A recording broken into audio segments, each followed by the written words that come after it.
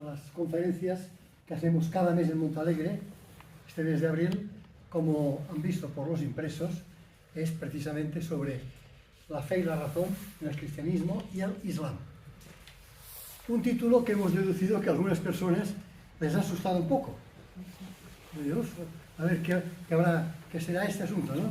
Pero esto nos lo explicará nuestro ponente de hoy, que es un profesor muy destacado, Emilio Boronat, que tiene grandes conocimientos y por tanto lo tendremos muy claro al salir de aquí, ¿no? Bien, todos sabemos, las personas, que buscamos la verdad, aunque sea inconscientemente. Y para la verdad tenemos unos medios para conocerlo, desde medios puramente de observación hasta razonamiento, y los que somos creyentes, la fe. Diríamos que hay la razón y la fe. En muchos casos se dice que razón y fe están enfrentadas, como hemos oído muchas veces. Sin embargo, han sido los dos creadas por Dios y por tanto, si se han creado, no pueden ser contradictorias. En todo caso, pueden ser distintas, complementarias, pero no contradictorias. Y precisamente vamos a plantearlo hoy en dos religiones, la nuestra, por supuesto, el cristianismo, y también el islam. Y vale la pena tenerlo muy en cuenta porque, ¿qué se dice? Que cuando la razón sin la fe queda muy corta en conocimiento de muchas cosas. Y muchas veces la fe o alguna fe sin la razón puede convertirse en fanatismo. Por tanto, vale la pena discernir entre fe y razón, concretamente en esas dos religiones. Para esto, el doctor Boronat, que voy a presentarlo, nos va a hablar de este asunto. Él es licenciado en Historia, máster por las Escuelas de Altos Estudios de Ciencias Sociales de París, profesor de Humanidades en diversos grados de la Facultad de Humanidades y Comunicación de la Universidad Abat Oliba Seu, en la actualidad, y fue director del Colegio Cardenal Spínola durante 10 años. Spínola aquí en Barcelona, es donde está. Es pedagogo, ha pronunciado conferencias en muchos sitios, dirigido reflexiones intensas sobre el mundo de la educación en muchos sitios, y es miembro de la Asociación Nacional de Propagandistas y de la Escola Cordis Jesu. Además, es padre de 4 hijos, que es de lo más importante en la vida de él. En primer lugar, hay que dar las gracias a Daniel Arasa, que es muy entusiasta, muy entregado, muy apóstol y hasta muy generoso, porque ya me ha dado título de doctor sin tenerlo, lo cual es un elogio en favor suyo, ¿eh? Bueno, pues gracias por esta confianza. No soy muy experto en la cuestión, así que cuando me han planteado me he tenido que poner a estudiar, y llevo un buen tiempo estudiando esto, dando vueltas. Bueno, en primer lugar decir que Daniel Arasa se enteró que yo daba un círculo de lectura en eChristians online sobre este libro. De hecho, son los discursos del Papa Benedicto XVI en la Universidad de Ratisbona y en la Sapienza. Y me dijo, hombre, yo no voy a poder estar, pero me gustaría invitarte a que un día lo hicieras pues en un foro más amable que lo que puede ser delante de una pantalla anónima y fría, ¿no? Y entonces, claro, hizo el cartel, y de repente el cartel es una cosa como un poco distinta de lo que fue el discurso de Ratisbona, ¿no? Entonces, este discurso de Ratisbona que el Papa hizo y que generó una gran polémica el día 12 de septiembre del 2006. Pero el título de la conferencia me obliga a apartarme un poco del guión que yo seguí cuando hice el círculo de lectura sobre estos discursos. Esto se encuentra Rialp, Razón, Islam y Cristianismo, los discursos de Ratisbona en la Sapienza, acompañados de una buena introducción y de buenos comentarios, pero yo tuve entonces que cambiar un poco el título porque era Cristianismo e Islam, Razón y Fe. Entonces dije, bueno, pues he de profundizar un poco más porque la intención del Papa Benedicto XVI no era tanto remarcar la diferencia respecto del Islam, sino advertirnos a los católicos de aquello que es un peligro si abandonamos la razón. Y aquí creo que Daniel Arasa ha hecho una magnífica introducción del núcleo central de lo que aquí vamos a tratar como una de las dos diferencias, yo consideraré dos diferencias entre el Islam y el cristianismo. Tal vez si hay ocasión, en otra conferencia, y si no se cansan de mí, pues en otra conferencia podía exponerse el núcleo fundamental de este discurso del Papa Benedicto XVI en Ratisbona y en la Universidad La Sapienza de Roma. Porque buena parte, como decía, de este discurso va más bien dirigidos a los católicos. Es una advertencia en estos tiempos de emotivismo, de subjetivismo que tanto han desvirtuado la vivencia de la fe y la comprensión de las verdades reveladas, pues hemos de estar muy al tanto de no renunciar al uso de la razón, porque además el catecismo nos recuerda que por la razón el hombre puede afirmar la existencia de Dios. Cosa que hoy en día la mayoría de católicos, si se les preguntan, creen que el mero hecho de la existencia de Dios es objeto de fe, pero no de razón. Cuando toda la filosofía clásica, pagana y precristiana, afirma precisamente la existencia de un logos eterno, causa, fin y razón de ser de todo el orden del cosmos, una especie de inteligencia cósmica. Otra cosa es si se aclaran o no entre ellos para saber si es un ser personal o impersonal. Pero a este ser divino, absoluto, infinito y eterno se puede llegar por la razón. Y esto es lo que el Papa Benedicto XVI en estos otros discursos quería salvar. El vínculo indisoluble entre la fe y la razón natural y los peligros que comporta separar la fe y la razón. El orden sobrenatural del orden natural. Pero esto, tal como he dicho, es otra conferencia. El título me obliga a plantear dos diferencias que yo creo fundamentales entre la revelación cristiana y la revelación islámica y musulmana. Bien, dos aspectos. En primer lugar, este que he citado primero, la naturaleza de la revelación. ¿Cómo se entiende la revelación en el Islam? Y yo creo que no tendremos que redundar mucho cómo se entiende la revelación en nuestra fe. Y en segundo lugar, explicaré la relación entre la fe y la razón, tal como se plantea entre el orden natural y el orden sobrenatural en una confesión y en otra religión. Bueno, empiezo pues por lo primero, sobre la naturaleza de la revelación.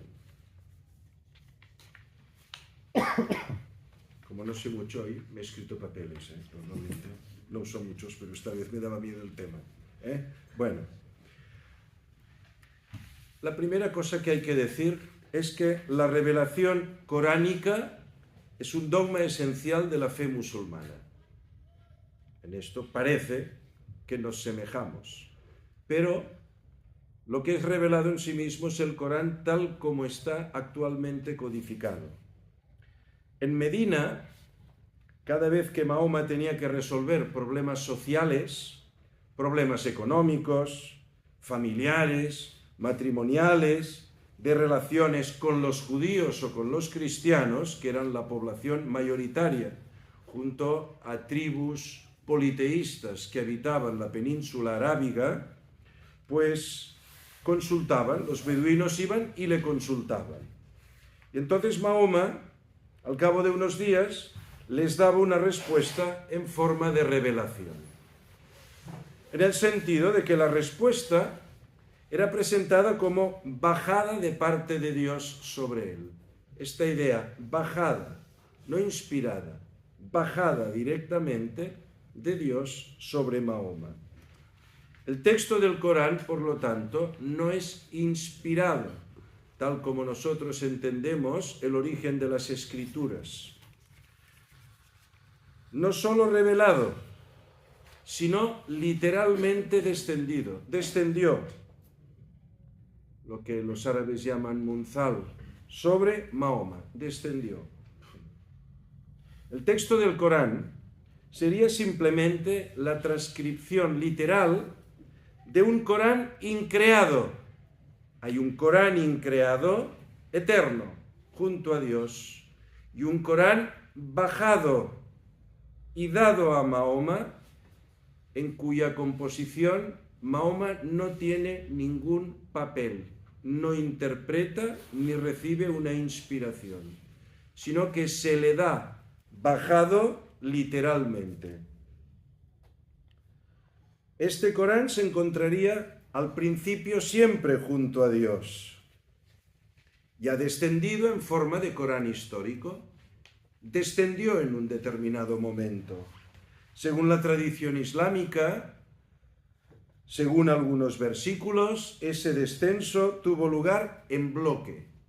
Descendió en bloque, todo él. En el momento de la vocación profética de Mahoma. Naturalmente lo que no bajó es papel. Entendemos lo que... No es que bajara un libro así, bajado de una nube, sino que bajó la revelación literal a Mahoma, sin que Mahoma pudiera interpretar nada. Se le dio, en bloque, como un don sobrenatural. En la llamada Noche del Destino. Esa noche, Mahoma recibió del cielo entero ese Corán que existía eternamente antes de que se hiciera de algún modo consciente en Mahoma.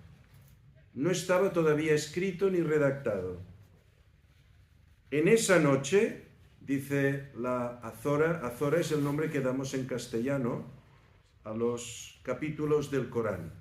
Otros lo llaman sura. Sura o Azora son los capítulos, cada uno de ellos recibe el nombre de sura o Azora. En la Azora llamada del humo, que es la Azora 44, dice lo siguiente: en esa noche se ha decidido toda orden sabia, toda, no una parte, no una levadura de una sabiduría que se va a ir manifestando, toda, un pack entero de sabiduría transferido directamente desde ese Corán eterno que está escrito junto a Dios, directamente a Alá. Aquella noche, el Corán que estaba en el cielo, y dice así, la Zora del Zodiaco, que es la 85, dice, en una tabla conservado, junto a Dios en una tabla conservado, en la noche del destino, dado a Mahoma se decidio enteramente toda la sabiduría. No hay sabiduría ni antes, ni después, ni como desarrollo interpretativo de esa revelación. Fue literalmente hecho descender sobre Mahoma, que lo comunica a sus fieles en fragmentos. Según las circunstancias, le preguntan, medita, responde a las preguntas. De momento todo esto resta en la tradición oral, pero es una sabiduría total. No habrá otra.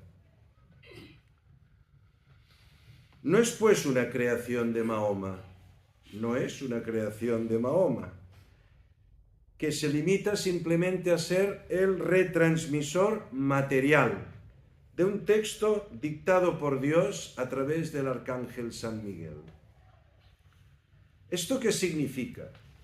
Significa que no existe ninguna posibilidad de interpretación. Lo dado es la totalidad de la sabiduría. No hay antes ni después, no hay desarrollo, no hay interpretación. Todo está ahí.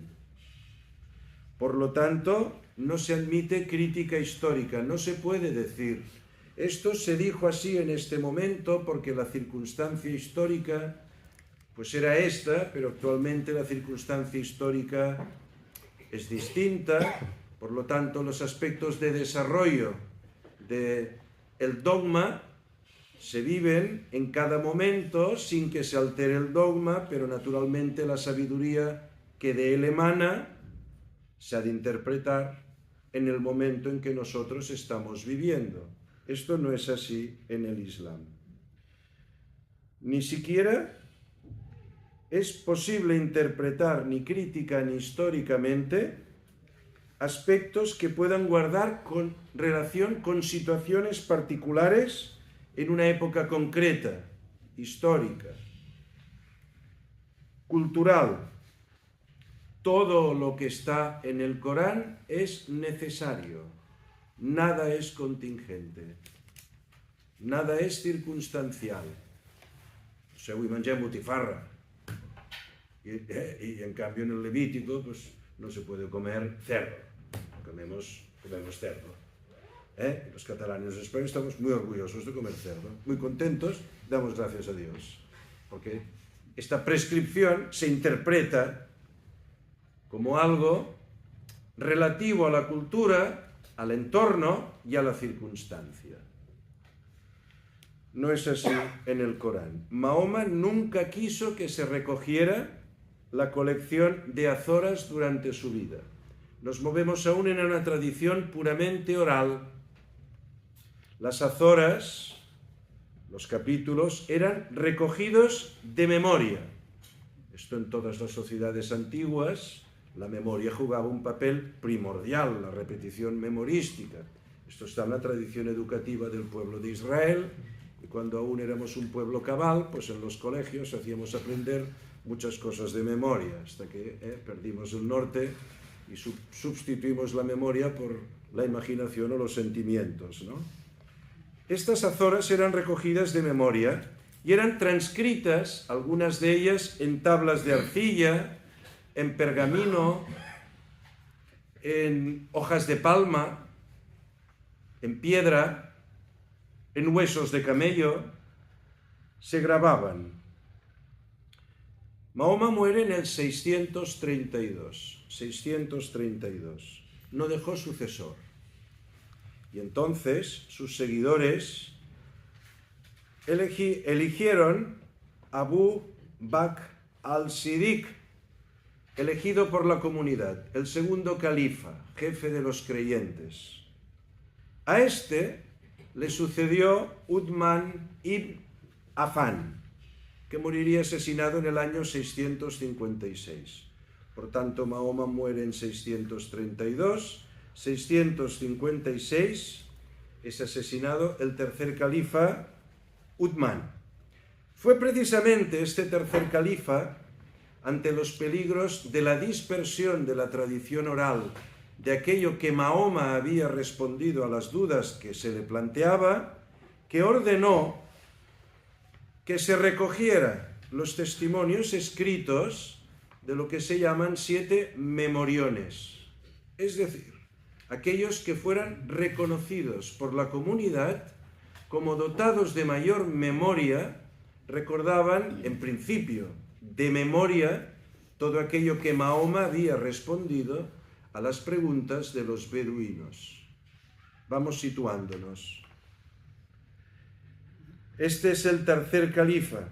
Llama a estos 7 memoriones que recordaban de memoria fragmentos del Corán y entonces constituye un texto escrito. Hasta entonces no existía el texto escrito. De ese modo, Uthman pretendía evitar la difusión de las versiones, los cambios del Corán. Nace la versión oficial del Corán. Esta es la versión oficial del Corán, llamada precisamente, por el origen en este califa, Qutmaniana.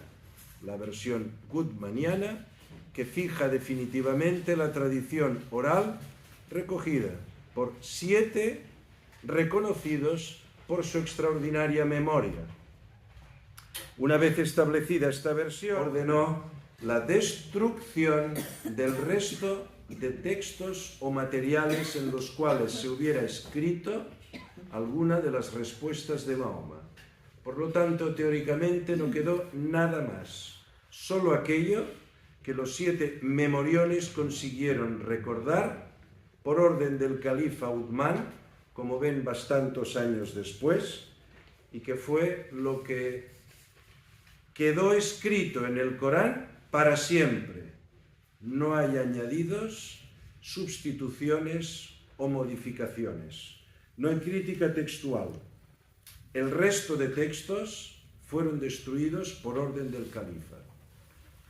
El Corán que tenemos hoy, por lo tanto, es el resultado del compromiso de 7 hufaz o memoriones que hemos de suponer que a menudo discrepaban. Pasa entre los evangelios. Uno remarca un detalle que el otro no remarca. Y el más antiguo parece ser el de Marco, que se escribió, se teoriza en torno al 40 y Antiguamente se pensaba que era ya los años 70 del siglo I, ahora se ha descubierto que no, que era anterior. 40 años después se escriben y se van escribiendo los evangelios recopilando textos dispersos hasta que se ha llegado, tras una larga e intensísima crítica textual, que no es moderna. Esto ya nace con los primeros padres apostólicos y los padres de la Iglesia, ir codificando un texto común de los evangelios. Y aún se sigue con la crítica textual y la búsqueda de fuentes paralelas en caso de que aparecieran. Bien, esto, pues nos podemos imaginar que había discrepancias que tenían que haber recordado estas revelaciones de Mahoma, que escucharon una sola vez, en un periodo de unos 8.000 días, entre el año 610 y el año 632. Difícil, a tantos años de distancia, poder haber recordado con exacta precisión. A partir de ese momento, ya no sería posible la interpretación. Hacerlo supondría poner en tela de juicio la misma revelación, es decir, someter ese don extraordinario de Dios que comunicó de una sola vez a Mahoma y que le sirvió como una especie de recurso de sabiduría. Cada vez que le planteaban una duda, él respondía, sacando de ese pozo de sabiduría bajado directamente del cielo, en esa noche del destino. Por lo tanto, ya nada se podía cambiar, porque eso hubiera sido suplantar la voluntad divina. Desde el siglo XI se considera en la tradición musulmana que la puerta de la interpretación, así se llama, la puerta de la interpretación, se consideró cerrada y definitivamente se atribuye a Al-Ghazali, el gran Al-Ghazali, el último gran sabio del Islam, que lo repensó y acabó refrendándolo y codificándolo de una forma definitiva, tal como se conoce. Por lo tanto, poca modificación respecto al Corán original. Luego este Corán se ordenó los capítulos con un criterio curioso, de más largo a más corto. Los más largos primero, los más cortos después. Pero luego cada capítulo tiene una anotación diciendo cuándo fue revelado aquel capítulo después de cuál otro capítulo. Por lo tanto hay una relación, diríamos, por orden de tamaño, de mayor a menor, pero luego hay una relación intrínseca en el texto, anotada, que dice cada capítulo después de cada que otro capítulo se ha de poner en relación y dependencia. Numerosos reformadores han ido sugiriendo a lo largo de la historia. Por ejemplo, Averroes, nacido en Córdoba en el año 1126, sostenía que el hombre tiene derecho y el deber de interpretar para comprender el significado auténtico del Corán, referido al tiempo en que se vive.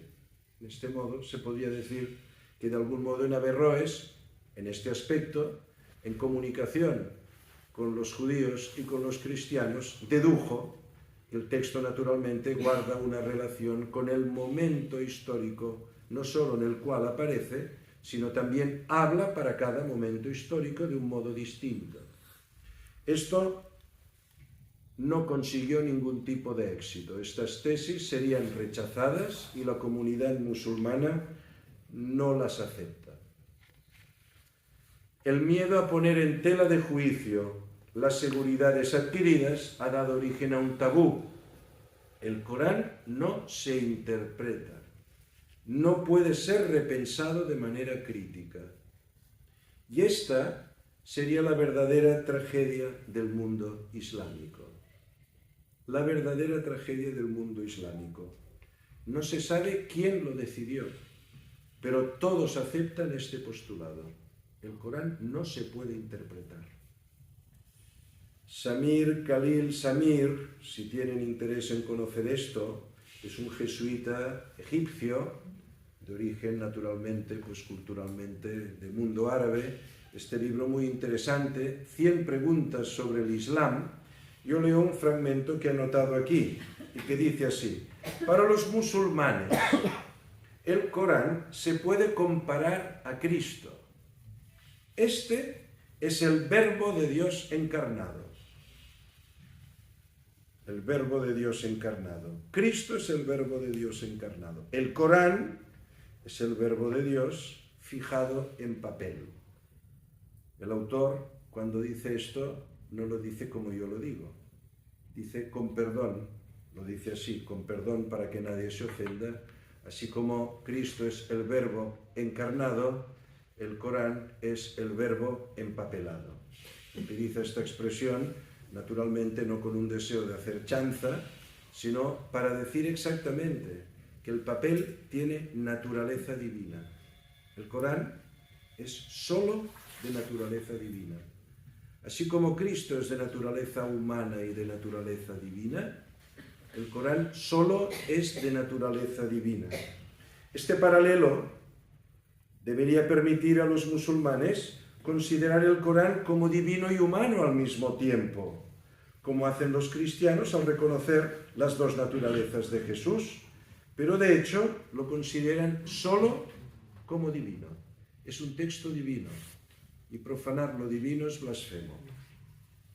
Hay una evolución, hay que remarcar, porque el Islam, a diferencia del mundo cristiano, no ha tenido nunca una autoridad dogmática claramente reconocida. Por eso, en el seno mismo de la comunidad islámica hay debates y tensiones. Existe, diríamos, un primer Islam elaborado en la Meca, caracterizado por una fuerte impronta espiritual. Es el primer Mahoma, el primer Islam, que consigue reunir unos pocos seguidores, pero finalmente es expulsado de la Meca, es la Égira, debe huir y entonces consigue en la ciudad de Medina, cuyo nombre pues es Yatrib, la antigua Medina. En Medina reúne un grupo de seguidores, consigue convencer el consejo de la ciudad y entonces nace una forma nueva de Islam, o al menos una forma nueva de predicar ese Corán revelado por parte de Mahoma. ¿Y en qué radica la novedad? La novedad radica en la naturaleza social y política del nuevo Islam. Si nosotros nos preguntamos cuál de las dos experiencias de Islam, es decir, de qué momento de la vida de Mahoma deriva el fundamento esencial del Islam, tendremos que decir que de la segunda. Es el Islam de Medina. Medina es la ciudad del profeta. De la Meca fue expulsado. Medina es donde realizó un proyecto social, político y religioso. Y por lo tanto esto es lo que inspiraría el Islam como mayoritariamente ha triunfado, como un proyecto político y social. De hecho, el Islam, muchos comentaristas han remarcado su carácter de religión política, es decir, la realización de los fines sobrenaturales se han de dar literalmente en este mundo material y natural, de ahí su profunda componente política y social. En Medina, la antigua Yatrib, decía, Mahoma establece una serie de pactos con todas las tribus, entre ellas las poderosas tribus judías, y así pudo empezar a realizar su proyecto global, que tal como he dicho es a la vez social, moral, religioso y político. Esta división entre la primera experiencia de Mahoma y la segunda, entre el Islam de la Meca y el Islam de Medina, entre un Islam más espiritual y un Islam más social y político, centra el debate moderno en el seno mismo del Islam, para ver cuál de los dos debiera ser considerado el verdadero Islam. Sobre el sentido de la revelación en la tradición cristiana, hombre, yo creo que no hay que extenderse demasiado, ¿no? Que todos conocemos más el sentido de la revelación. En primer lugar, será en la historia. Es una revelación en el tiempo, no toda de golpe. Dios prepara a Abraham, va preparando y obra en el tiempo a través de la historia. Prepara un pueblo para la realización de los planes de Dios y la redención a través del pueblo de Israel, de todo el género humano, en la encarnación de Cristo, anunciado por los profetas y esperado como Mesías por el pueblo de Israel. Y ahí se va a obrar la redención, y eso es la culminación de la revelación. Cristo es el Logos revelado, eterno, pero cuya revelación ha sido preparada a lo largo de la historia. Dios, por tanto, interviene en la historia y habla a través de los patriarcas y de los profetas, pero siempre en relación a los acontecimientos. La esclavitud de Egipto, el sacrificio de Isaac, en relación a los acontecimientos. Es en estos que se manifiesta la voluntad de Dios, su providencia amorosa, cuyo fin último es la victoria sobre el mal, el pecado y la muerte. De ese modo Dios inspira, pero no dicta literalmente, no da de golpe toda la sabiduría, sino que transmite una gracia para una misión concreta. Como luego sigue repartiendo los carismas a cada uno de los bautizados. Del mismo modo, no da todo, solo todo está en Cristo. De ese modo Dios solo inspira, pero al final revela y deja libertad al hombre para sondear el misterio de su voluntad. El hombre creado por Dios es libre para pecar, es libre para añorar el paraíso, es libre para implorar a Dios que tenga misericordia, o es libre de mandarlo a la porra, hacerse una torre para ser como Dios y llegar hasta el cielo, o asesinar a su propio hermano por envidia, porque es libre.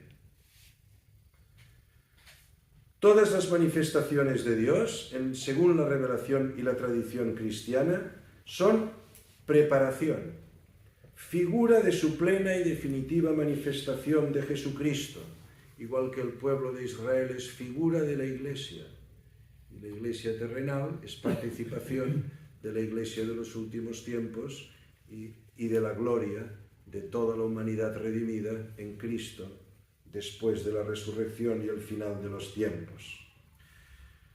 Todo es signo de la manifestación definitiva de Cristo, verdadero Dios y verdadero hombre, el único Redentor para todos los pueblos, que obra tras su ascensión a través del Espíritu Santo y que actúa a través de la Iglesia, que es el sacramento de salvación. Además, según la revelación cristiana, siempre se da un diálogo con lo más íntimo del alma humana,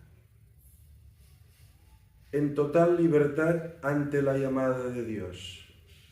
En el texto aquel de los Hechos de los Apóstoles, en que San Pablo va al areópago de Atenas y ve ahí un altar y empieza a predicar a ese Dios desconocido, este Dios que ha creado como signo de su magnificencia y de su gloria la belleza y el orden del mundo que los griegos tanto nos descubrieron por su razón y tanto nos ayudaron antes de la revelación en Cristo a conocer por la razón.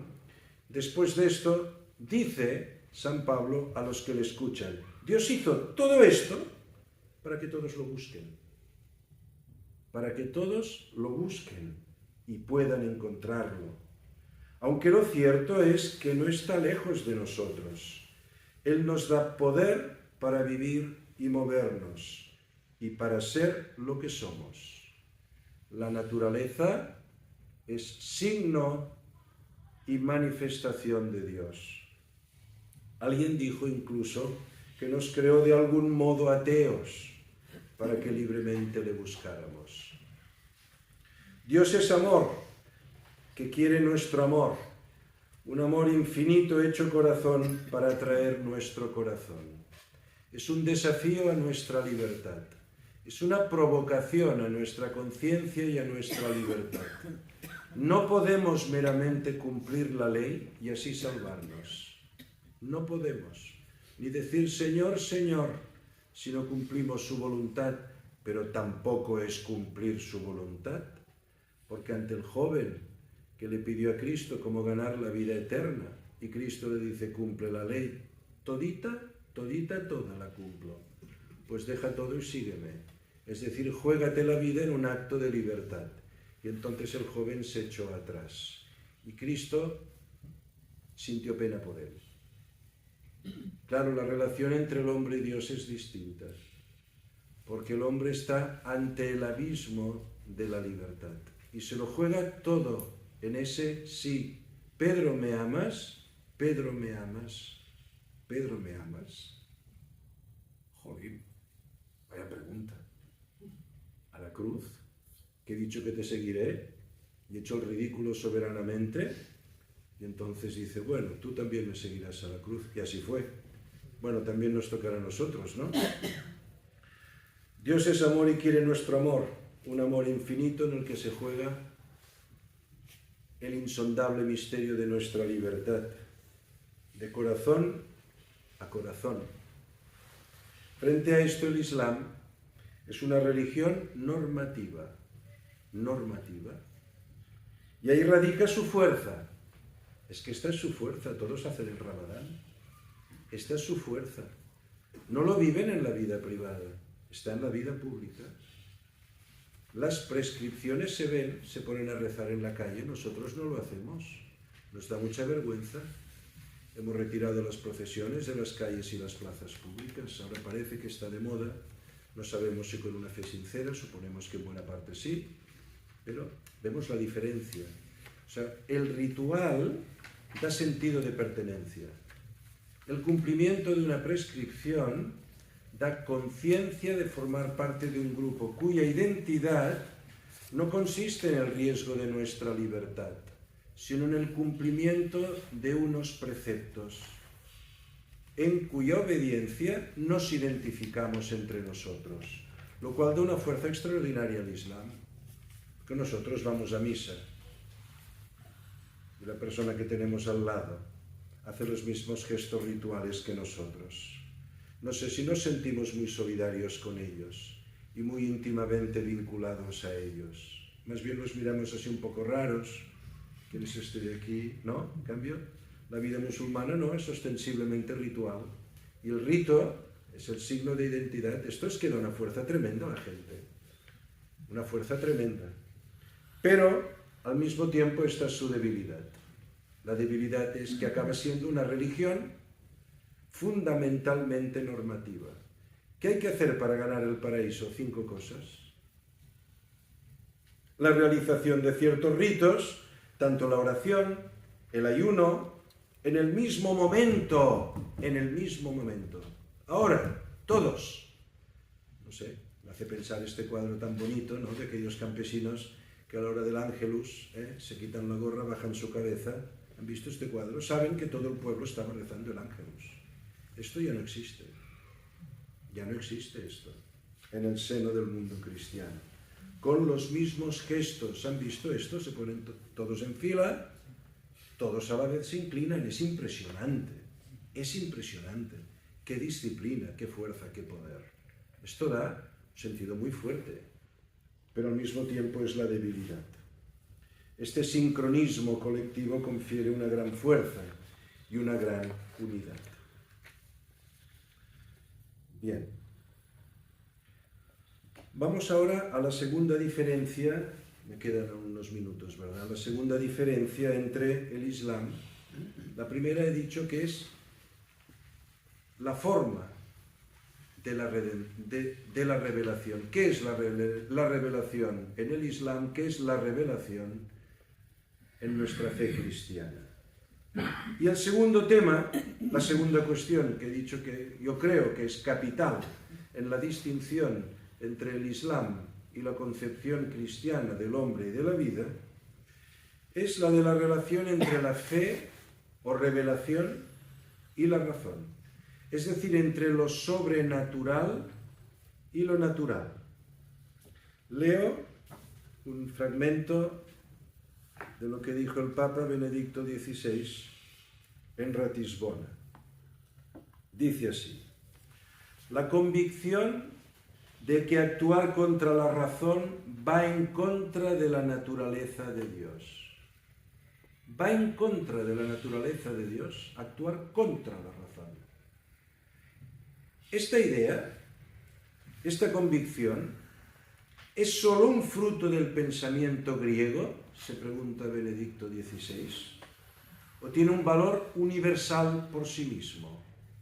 ¿Es algo propio del hombre en tanto que hombre?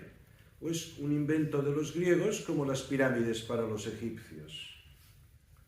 Pienso que en este punto se manifiesta la profunda consonancia entre lo griego, en su mejor sentido, y lo que es fe en Dios según la Biblia. Modificando el primer versículo del libro del Génesis, el primer versículo de toda la Sagrada Escritura, San Juan comienza el prólogo de su Evangelio con las palabras: en el principio ya existía el Logos. Logos significa tanto razón como palabra, una razón creadora, capaz de comunicarse, pero precisamente como razón. En el principio existía el Logos, y el Logos es Dios, nos dice el evangelista. El encuentro entre el mensaje bíblico y el pensamiento griego no ha sido una simple casualidad.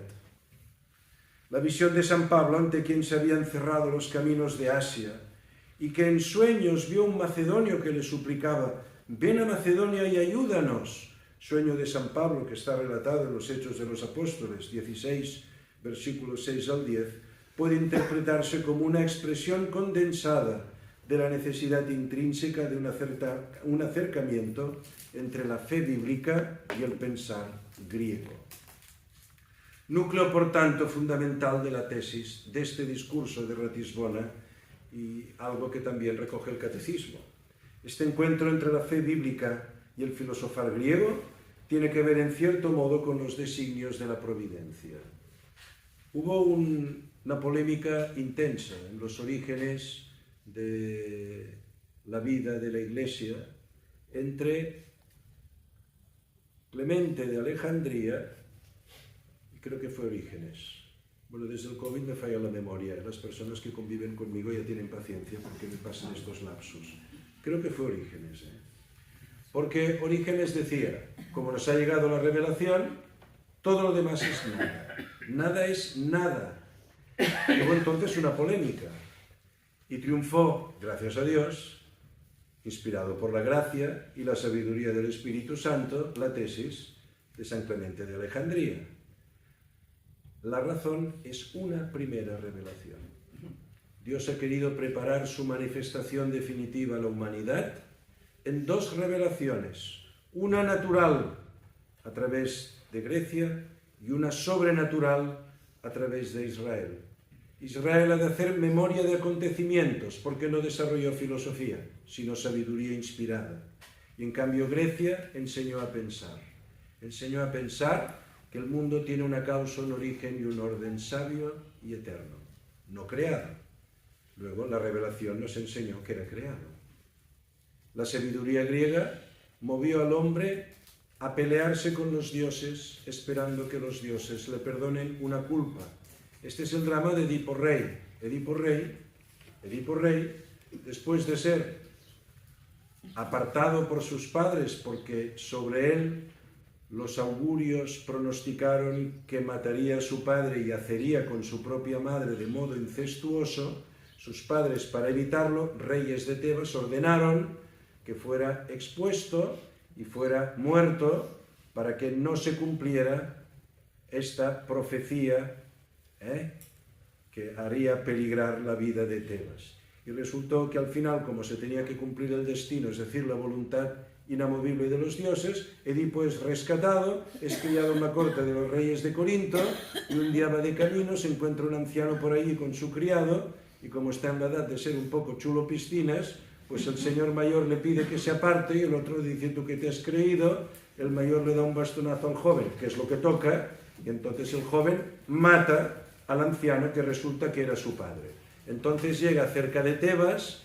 Tebas estaba asediada por la Esfinge, entonces la Esfinge le pone un enigma a Edipo, Edipo resuelve el enigma y entonces salva a Tebas de la muerte segura, devorados los tebanos por la Esfinge. Y entonces Edipo es aclamado como rey de Tebas. Y entonces la peste se cierne sobre Tebas. Y entonces Edipo empieza, todo el mundo sabe allí que Edipo es el que mató a su padre y hace con su propia madre Yocasta. Y entonces Edipo va buscando el culpable de por qué delito se cometió para que los dioses castiguen a Tebas. Entonces va buscando hasta que descubre que es él. Y entonces se horroriza su propia madre y ahora esposa. Al descubrirlo, se ahorca. Edipo, con la fíbula de su vestido, se ciega y pide antes de exiliarse, pedir ver a sus hijas por última vez. Y entonces las abraza y se despide para cumplir el castigo que los dioses le habían asignado. Y entonces Edipo se enfrenta a los dioses. Se enfrenta a los dioses. Esto nos lo enseñó Grecia. Y le pide explicación a los dioses sobre la causa del mal. Él que ha querido ser un hombre justo. ¿Qué mal me atenazó? ¿Qué delito cometí? Esto es lo de la vida sueño de Calderón. ¿Qué delito cometí acaso al haber nacido? Y esto se lo pregunta Edipo a los dioses, que se ríen de él, y les reprocha que se rían de él, porque son crueles y le condenan a nacer con una culpa de la que él no tiene culpa. Y tener que cometer un delito, él que se sabe justo e inocente, ¿qué culpa tenía haber nacido con esa carga? Por eso, cuando llegó la revelación, dijo, chicos, es que estos dioses no son los dioses, son los demonios que te tienen atenazado al pecado y a la muerte. Y ahora Cristo te va a liberar. Y Edipo, liberado de la tumba, por Cristo, que lo redime del pecado original y de todos los pecados que derivaron del pecado original. Esto está en la tradición griega. Esto dialoga con el Dios eterno, misericordioso y redentor. Edipo pide que venga Dios y nos salve de esto. ¿Cómo se puede rechazar esta tradición que es de búsqueda de Dios con la razón y lo más hondo de la experiencia y del alma humana? Esto es de Dios en el sentido de que este hombre ha sido creado por Dios, buscando a Dios, buscando redención, abominando el mal y el pecado, y no entendiendo por qué el hombre nace con la culpa del pecado original que desea ser redimida. Solo por la revelación de Israel, Edipo entendió que su culpa había sido lavada.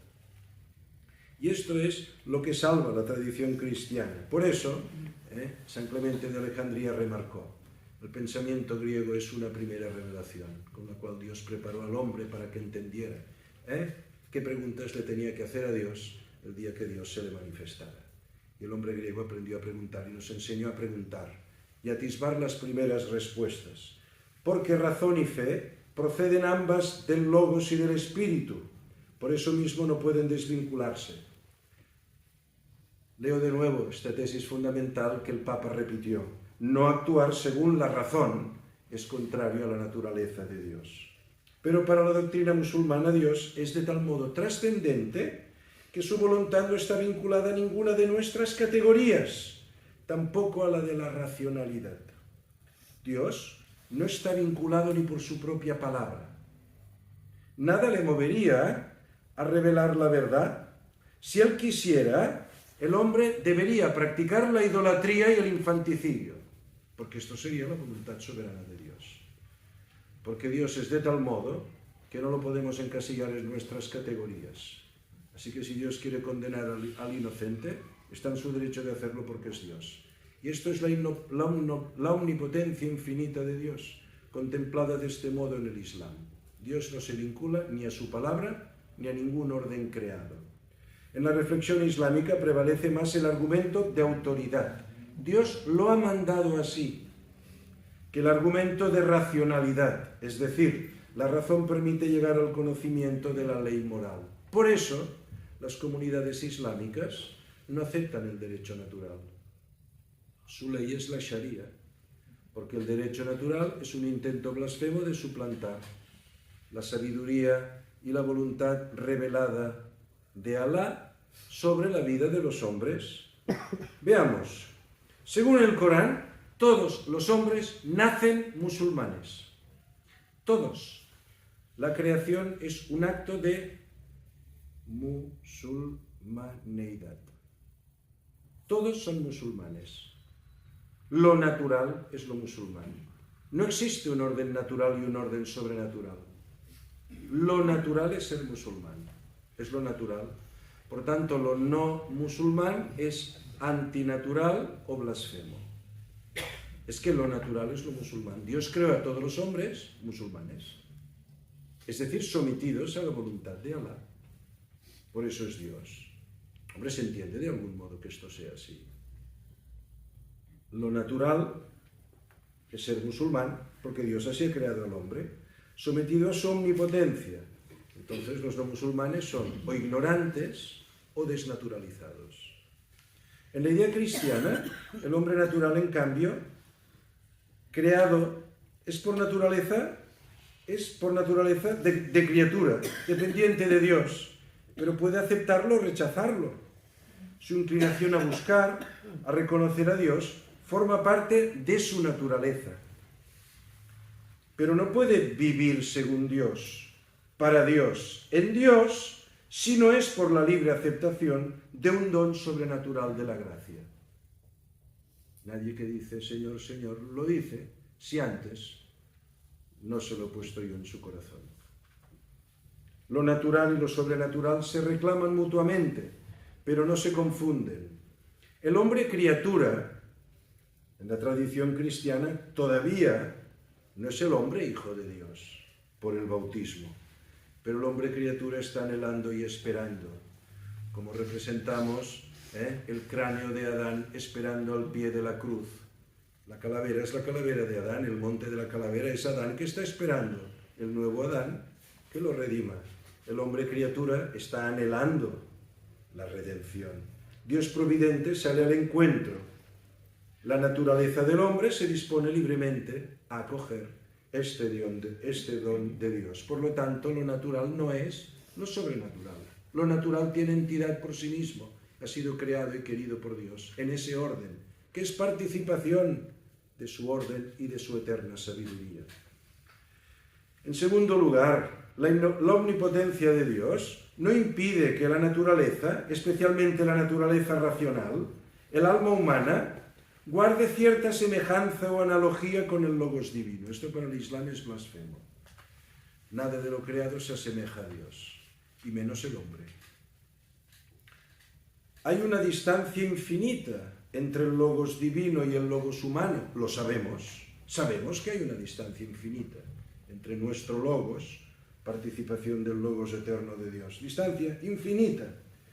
Distancia infinita entre lo divino y lo humano. Pero eso no impide que guarden semejanza. Igual que hay una distancia infinita entre el niño que acaba de nacer y sus progenitores, pero hay una relación de semejanza entre el hombre y Dios. Esa distancia es aún mayormente infinita, pero la semejanza también es más estrecha.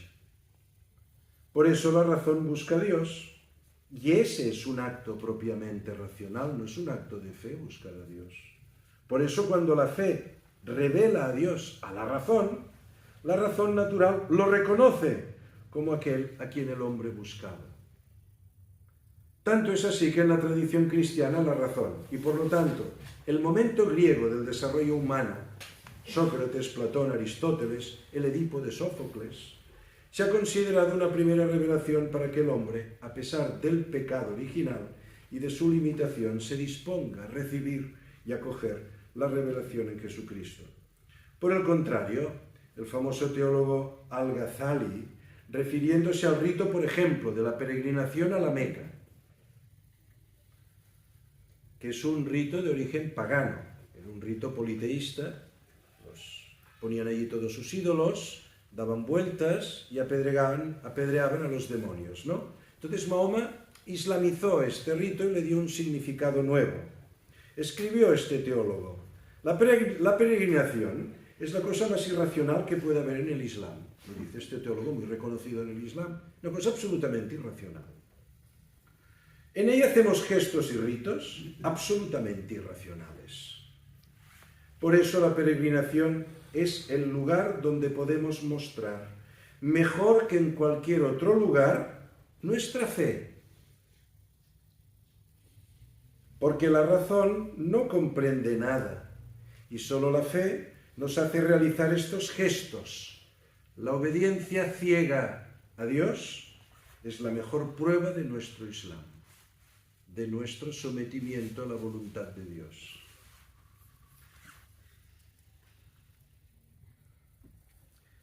Supongo que a todos nos viene a la cabeza, ¿y cuál debe ser el punto de encuentro? ¿El punto de encuentro? ¿Hay punto de encuentro? ¿Es eso de decir todos somos descendientes de Abraham? ¿Es que Cristo es un profeta? ¿Y en esto podemos ponernos de acuerdo? En absoluto no. El punto de encuentro nunca puede ser esto. El punto de encuentro es bajar la cabeza y volver a considerar qué es la naturaleza humana. Y si hablamos del hombre, nos podremos entender. Y entonces veremos qué viene a ocupar Dios en el necesitar ser plenamente hombre. ¿Qué lugar ocupa la ley? ¿Qué lugar ocupa la misericordia? ¿Qué lugar ocupa la revelación? Y si aún podemos esperar más manifestaciones de la sabiduría de Dios en nuestras vidas. Esto es de lo que hemos de hablar con el Islam. Desde lo que somos, no escondiendo lo que somos. Esto lo explica muy bien Samir Khalil Amin en este libro, 100 preguntas sobre el Islam, en que contempla las diversas hipótesis y las diversas experiencias de diálogo, de connivencia con el Islam. Por ejemplo, ataca duramente el multiculturalismo. Porque el multiculturalismo es nada. Es que cada uno renuncia a lo suyo y busquemos una especie de código común en el cual pues la economía y el mercado se encuentre a gusto y no le creemos muchos problemas con aspectos religiosos. Pero claro, a precio de hacer del aborto un derecho humano, a precio de decir que cuando uno se quiere ir de la vida esto lo llaman una muerte digna, a precio de que uno pueda disponer de la naturaleza creada y del orden biológico según su gusto para cambiar su naturaleza dada. Y todo esto al final se convierte en una especie de poti-poti en el cual uno al final se acaba preguntando qué es el hombre. Entonces, si no hablamos del hombre, no tiene mucho sentido mirar a Dios. Este es el punto de encuentro entre todos los intentos que debiera haber y que ciertamente se están dando. Esto lo explica todos los comentaristas de esta obra, Razón, Islam y Cristianismo, los discursos de Ratisbona y la Sapienza, pues los encuentros y las confluencias de sectores del Islam que se han dado a bien entrar en este diálogo, considerando los grandes textos del pensamiento de valor universal para hablar del hombre y poner a Dios delante del hombre, no delante de una ley meramente revelada así, ¡pum!, toda de golpe, de la cual se saca todo y no hay mayor posibilidad de interpretación. Bueno, yo creo que lo dejamos aquí, no sé si quieren ustedes preguntar.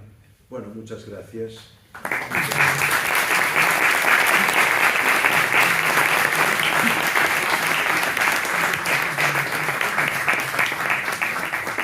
Muchas gracias, Billy.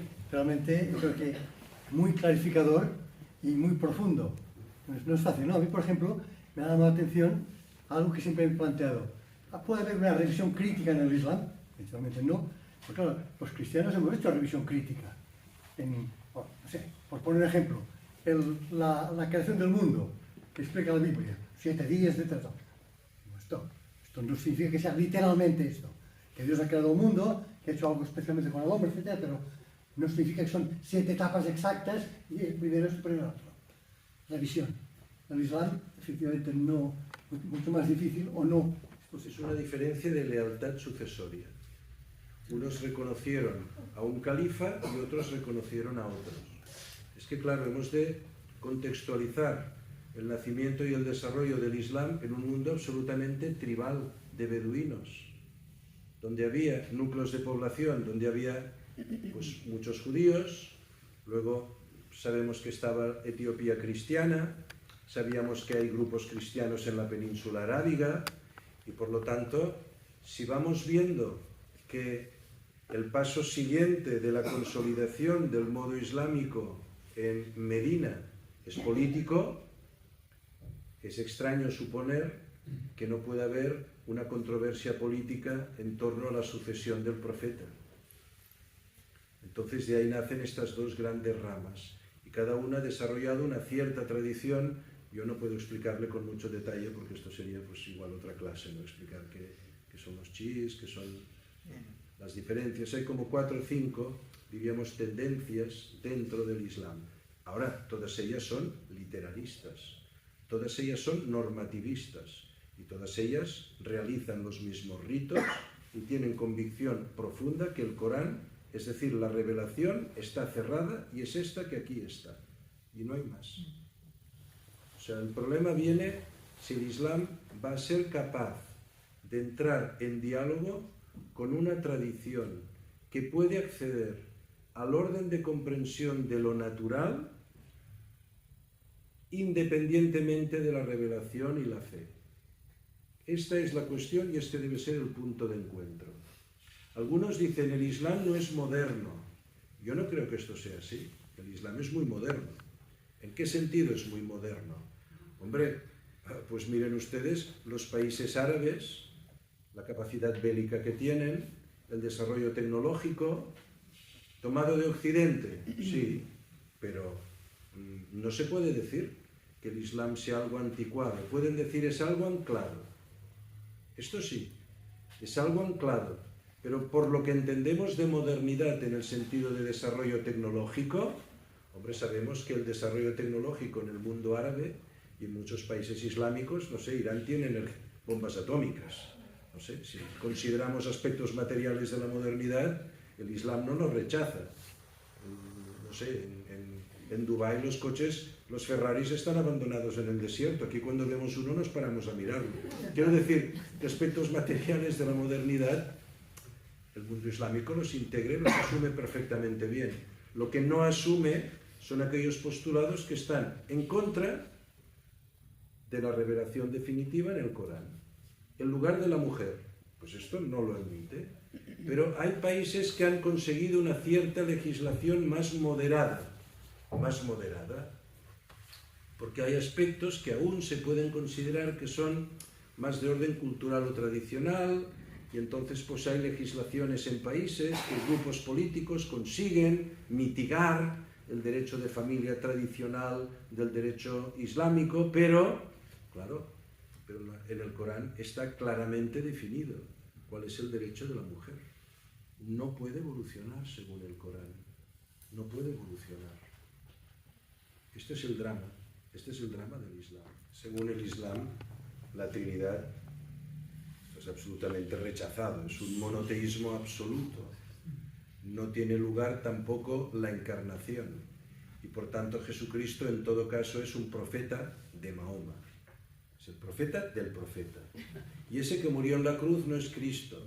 Es otro. Lo que pasa es que los cristianos están confundidos en su ignorancia, porque han de ser objeto de esta revelación definitiva que llega a través, se enfrenta el Papa Benedicto XVI advirtiendo en este discurso de Ratisbona. Esta es la fisura entre la tradición católica y la tradición protestante. Este es el nudo de la cuestión. Para Lutero la razón es prostituta. Tal cual. Por lo tanto, solo la fe salva. Estamos en las puertas de lo mismo. Lo que pasa es que Lutero ya se mueve en una tradición profundamente cristiana, desvirtuándola. Pero la advertencia es, cuidado, no olvidemos que la naturaleza no está destruida, no es pecado, aunque esté desordenada y herida, que es la tradición milenaria de la Iglesia. Tenemos una naturaleza caída, desordenada, herida, debilitada por el pecado original, pero no está destruida. La naturaleza es capaz de Dios, la naturaleza es signo de Dios, la naturaleza es motivo de veneración y es un camino para conocer a Dios. Por eso en la tradición islámica no existe filosofía, en el sentido que nosotros conocemos la filosofía como un acto racional, pero tampoco en la tradición luterana. No existe diálogo con la filosofía, en la tradición originaria, creo que actualmente del luteranismo tampoco, porque la filosofía es un desvarío de la razón, y a la razón y a la naturaleza no se le puede confiar nada, porque es pecado toda ella, y por tanto, instrumento de Satanás. Tanto si nos ponemos a filosofar, lo que vamos a hacer es apartarnos de Dios. Por eso sola fe salva. Todo lo demás ha de ser para entretenernos. Entonces usar la razón para hacer dinero, usar la razón para hacer carreteras, puentes y poner cohetes en la luna, esto está bien, porque es para lo único valioso que la razón sirve. Para lo práctico, bueno, lo práctico técnico, porque lo práctico moral lo que hay que hacer es obedecer la ley. En este sentido, el problema es el voluntarismo de Dios. Es decir, está Dios tan alejado de nosotros que puede con su voluntad disponer que hagamos lo contrario de lo que nosotros creemos que por naturaleza y razón debiéramos hacer. Pues sí, Señor, si Dios hubiera dispuesto, miren, ustedes el segundo hijo lo han de cocer y comérselo con patatitas. Tendríamos que hacerlo porque esto es voluntad de Dios. Nos repugnaría, pero en esto seríamos buenos cumplidores de la voluntad de Dios. ¿Qué es de lo que se trata? De hacer lo que Dios nos manda. De hacer lo que Dios nos manda. Es decir, no hay perfección de la naturaleza que se disponga a la gracia. Todo lo podemos esperar de la gracia. Nada, por lo tanto, de la naturaleza. Por tanto, la naturaleza dediquémosla a cosas que no comprometan nuestra salvación eterna. Y que además, si somos objeto de una bendición, Dios hará que en las cosas de nuestra naturaleza técnico-operativa, pues las cosas nos vayan bien. Y este es el ideal calvinista. Como el pueblo de Israel es bendecido con la abundancia cuando es fiel a Yahvé, del mismo modo, el hombre que en su vida material tiene éxito, recibe a través de esto el signo de su bendición, de su predilección y de su predestinación. Por eso, en el billete de dólar americano dice, nosotros creemos en Dios. Hombre, no dicen nada nuevo, nosotros creemos en Dios. ¿Todo el mundo cree en Dios? No, nosotros. Pero lo ponen en el dinero. Porque ese es el signo de su bendición, es decir, de su predestinación como nación. Porque Dios así lo ha dispuesto. Claro, la razón no puede decir, oiga, esto es una tontería. No, porque no ve, tenemos éxito, Dios nos bendice, somos los predestinados, los demás no. Esto naturalmente ha tenido unas consecuencias tremendas en la historia. O sea, tenemos dos Europas, tenemos dos Américas, tenemos un mundo nacido de la tradición protestante y luterana y un mundo nacido de la tradición católica. Un mundo que ha dado plenitud a todo el desarrollo del pensamiento clásico griego y un mundo que, afirmando el voluntarismo de Dios y la falta de relación o analogía entre lo creado natural y lo sobrenatural, exaltamos la voluntad de Dios, aniquilamos la naturaleza y entonces lo único que nos salva es la fe. Entre el Islam y el protestantismo, pues casi menos de la que parece. Casi menos de la que parece. Es un rechazo de la libertad de la razón. La razón es lo que viene después de esa sabiduría dada. La razón viene después. Para nosotros, la razón es independiente. Es independiente. Se puede ser un hombre de razón, como lo es Platón, Aristóteles o Sócrates o Anaxágoras, y no haber recibido el don de la fe. Es independiente. Otra cosa es que igual Platón, San Pablo lo hubiera predicado, se hubiera emocionado, igual se hubiera convertido. ¿No? Pero no sé yo. Es independiente. Para el Islam no. La razón es lo que deriva, es lo que hace pensar qué hemos de hacer a partir de esa revelación dada. Por tanto, es subsidiaria, no es independiente. Y luego, ¿qué hemos de hacer? Pues no lo sé. No, es verdad, no lo sé. Es decir, a ver, cosas que yo creo... ¿Dónde está la debilidad de Occidente? No está en la presencia de musulmanes entre nosotros. La debilidad de Occidente está en haber renunciado a la naturaleza, a la ley natural, al orden natural y haber sustituido la razón y el derecho natural por actos de subjetividad o de voluntad. Con lo cual merecemos el absoluto desprecio, no de los musulmanes, no, de los chinos y de los aborígenes de Australia. Simplemente es esto. Entonces, para que haya diálogo, hemos de tener la herramienta del diálogo, y la herramienta del diálogo es la razón. Si nosotros nos la hemos cargado en pedagogía, en psicología, en antropología, en la concepción de la vida social y política, ¿hay razón? No, hay voluntad. Y la voluntad sabemos que es una derivada compleja de los actos de necesidad emocional y biológico. O sea que no existe una voluntad tal como un movimiento del alma espiritual, porque no existe el espíritu.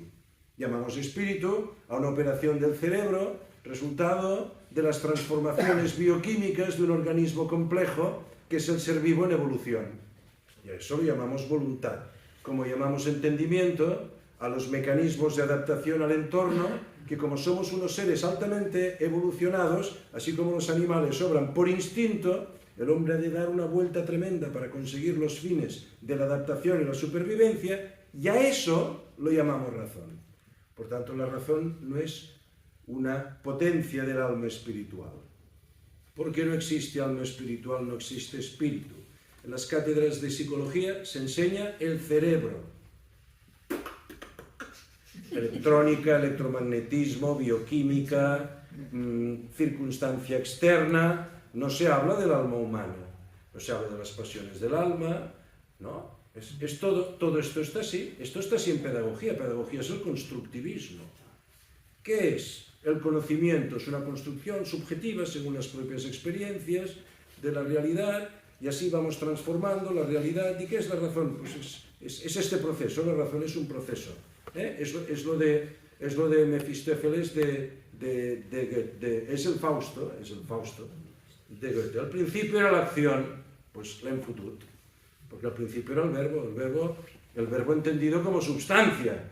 Es decir, si al principio, en vez de la substancia, el sustantivo, el nombre, lo que tiene entidad en sí mismo, resulta ser que al principio lo que había era la acción, pues ya me dirán quién hace la acción. Y esto es el mundo moderno, es un mundo de hiperactivismo donde no hay sujeto, no hay sujeto en pedagogía, no hay sujeto en educación, no hay sujeto ciudadano y moral, no lo hay. Hay un montón de emociones ambulantes, cambiantes en función de las consignas del poder, la publicidad y los propios sentimientos movidos por consignas externas o por ideologías. Entonces el sujeto contemporáneo es un sujeto. Entonces viene aquí un musulmán, un hombre recto, porque al final, miren, uno puede creer lo que quiera, pero la naturaleza humana es muy tozuda. Y uno puede decir, yo soy de esta religión, pero al final acaba haciendo las cosas que Dios ha puesto en la naturaleza y el corazón del hombre. Y es así. Uno puede ser comunista, como esto de Pepón y Don Camilo. Comunista, y al final resulta que tenía corazón, cuando los comunistas niegan que el hombre tenga alma espiritual. Es curioso, porque al final la naturaleza es muy tozuda. Entonces viene un hombre de cualquier cultura y religión y nos ve a nosotros, y es que fotem pena, es que damos lástima. No queremos tener hijos. Uno cuando está en la flor de la vida, que antes es violento que suicida, resulta que se suicida. Lo propio, antes es ser violento que suicidarse. En la plenitud de la vida, uno antes es violento para sobrevivir que no suicidarse. El odio a la vida, el aborto, la destrucción de la familia. Oigan, no sé, tiene 2 mujeres, o 4, ¿no?, que se permite. ¿Sí? ¿Y nosotros? Bueno, yo no sé, pero... ¿Entienden lo que quiero decir? O sea, es que vemos cómo está esto, y claro, es que esta gente, ¿qué hace? Refugiarse en lo identitario que le da seguridad, porque este mundo para ellos es una amenaza, un peligro y una barbaridad. Entonces, pues un musulmán que viva con rectitud, claro, también se entienden reacciones profundamente antioccidentales. Es un mundo corrupto, decadente, degenerado, sin Dios, sin ley, sin costumbre, sin moral y sin sentido de la naturaleza de las cosas. Y nos dicen que no es